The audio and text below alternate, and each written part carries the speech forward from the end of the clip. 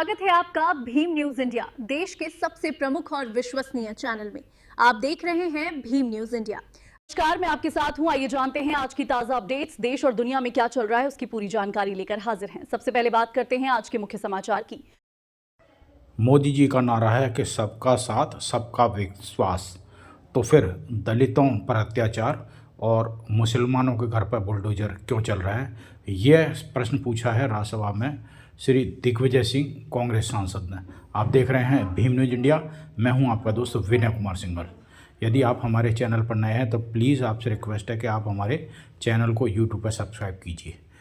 Bhim news India के Facebook page और Twitter को भी आप फॉलो कर सकते हैं। बने रहिए हमारे साथ। देखिए राज्यसभा की कार्यवाही में सांसद दिग्विजय सिंह ने किस प्रकार सरकार को घेरा।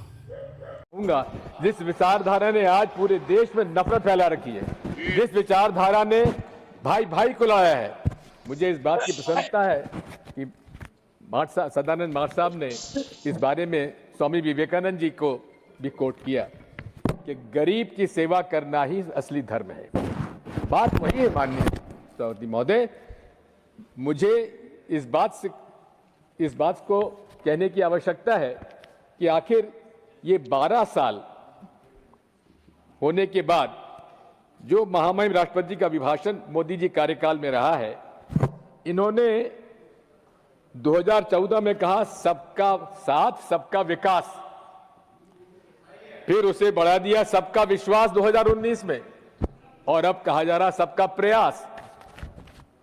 मैं माननीय सदानंद जी से मार्ट साहब से पूछना चाहता हूं, ये सब में क्या अल्पसंख्यक शामिल हैं?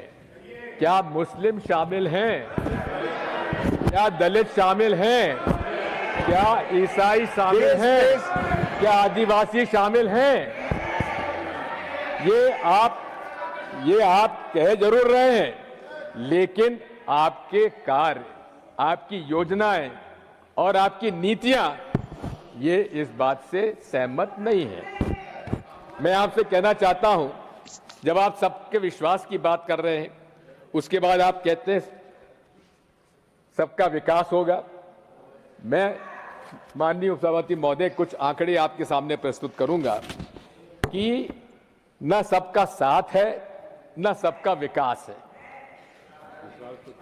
मैं आपसे अनुरोध करना चाहता हूं कि आखिर मोदी जी को सबका साथ मिला है क्या?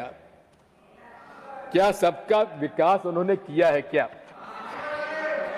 आज इस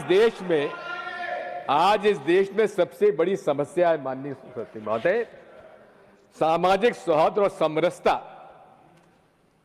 बिगड़ रही है और साथ में आर्थिक असमानता बढ़ रही है।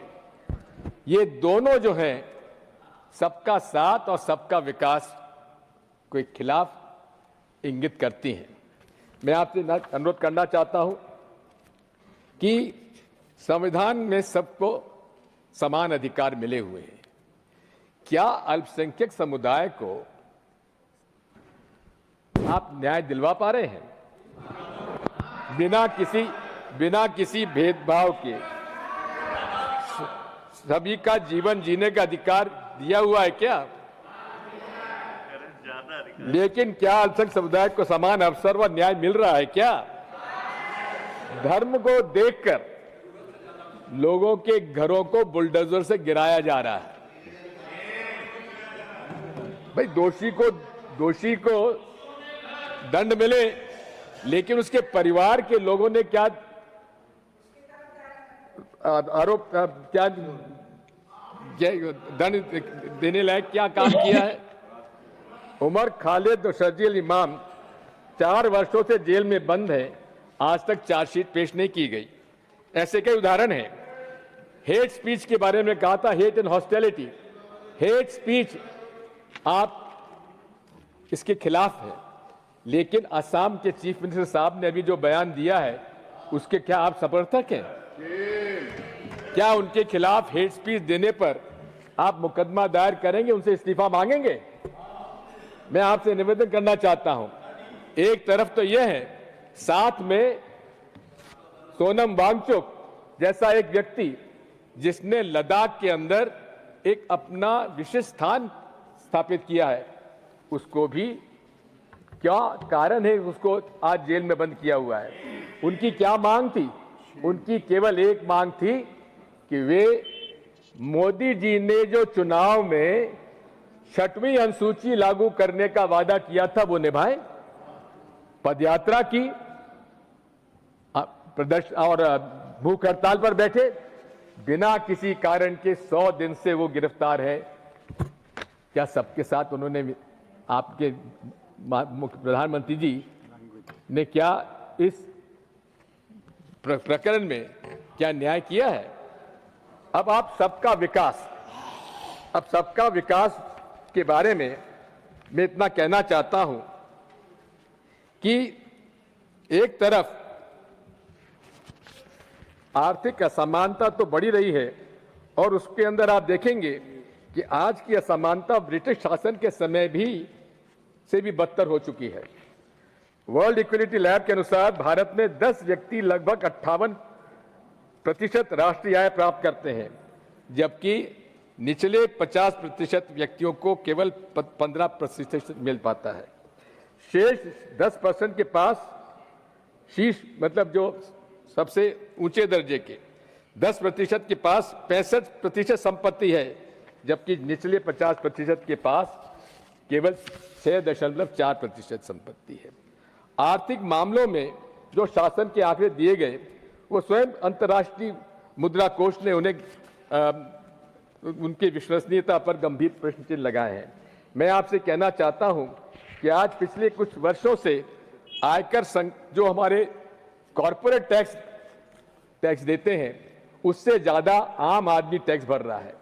कारण यह है कि पूरे तरीके से आज ये सरकार गरीब विरोधी है और मजदूर विरोधी है, किसान विरोधी है। ऐसे कई आंकड़े मेरे पास हैं जितना मेरे पास समय नहीं है इसलिए सब नहीं बता पाऊंगा, लेकिन इतना मैं जरूर कहूंगा कि आज अनुसूचित जाति और जनजाति के लोग परेशान हैं। अगर आप देखेंगे जहां आप 80 करोड़ लोगों को आप फ्री अनाज दे रहे हैं, उसमें से अधिकांश अनुसूचित जाति और जनजाति के लोग हैं। और उसके अंदर भी आप देखेंगे तो आज उनका जो 30 लाख शासकीय नौकरियां खाली हैं, उसमें से बैकलॉग उनका बनता कम से कम 23%। क्या उनका बैकलॉग भरा गया? उनके साथ जो अन्याय हो रहा है, इस मामले में मैं आपसे अनुरोध करना चाहता हूं, इसमें पूरी तरीके से शासन को पुनर्विचार करके उनके पद भरना चाहिए। साथ मैं आपसे अनुरोध करना चाहता हूं सभापति महोदय कि जहां संवैधानिक अधिकारों को कम किया जा रहा है, कर्तव्यों को अधिक महत्व देने का प्रयास किया जा रहा है। कर्तव्यों के प्रति हम सजग हैं, लेकिन इतना मैं आपसे अनुरोध करना चाहता हूं, जो राइट बेस्ड हमारा कॉन्स्टिट्यूशन है उसमें राइट्स जो हमारे हैं, फंडामेंटल राइट्स हैं, उनको किसी तरह से हल्का नहीं किया जाना चाहिए। जहां तक हमारा स्टेट और इकोनॉमी है, इनकी कथनी और करनी में कितना अंतर है। काला धन वापस लाएंगे, 15 लाख रुपए देंगे, डिमोनेटाइजेशन में काला धन वापस नियंत्रण में हो जाएगा, नकली नोटों पे प्रचलन बंद होगा, आतंकवाद समाप्त होगा, कैशलेस ट्रांजैक्शन होगा। जबकि उल्टा हुआ है, पूरे तरीके से कैश ट्रांजैक्शन अधिक बढ़ा है। पूरी तरीके से आज अगर हम देखेंगे, आज जो सरकार अर्थव्यवस्था बढ़ने का दावा करती है, तो रोजगार कहां है? मैन्युफैक्चरिंग सेक्टर में मजदूरों की संख्या 2011-12 में 12.6% थी, जो अब घटकर 11.4% हो गई है। सर्विस सेक्टर में भी रोजगार 31% से घटकर 29% हो गया। अधिकांश रोजगार जो है आउटसोर्सिंग से दिया जा रहा है, जिसमें नौकरी की गारंटी नहीं है, आरक्षण भी नहीं है। प्रधानमंत्री इंटर्नशिप PMIS में मैं अनुरोध करना चाहता हूं कि किस प्रकार से ये 2066 लोगों को इंटर्नशिप दी गई थी, जिसमें से 95 लोगों को केवल जॉब ऑफर हुआ है। प्रधानमंत्री कौशल योजना के अंदर कितना बड़ा स्कैम हुआ मैं बताना चाहता हूं कि 99% लोगों का एक सेम उनके पास उनका फोन नंबर था। और इसी प्रकार से अगर आप देखेंगे कि पूरे तरीके से इसमें भारी सीएजी ने इसमें भ्रष्टाचार पाया है। मैं आपसे अनुरोध करना चाहता हूं कि आज इस देश में जो हालात हैं, उन हालात में हमें इस पर विचार करना चाहिए।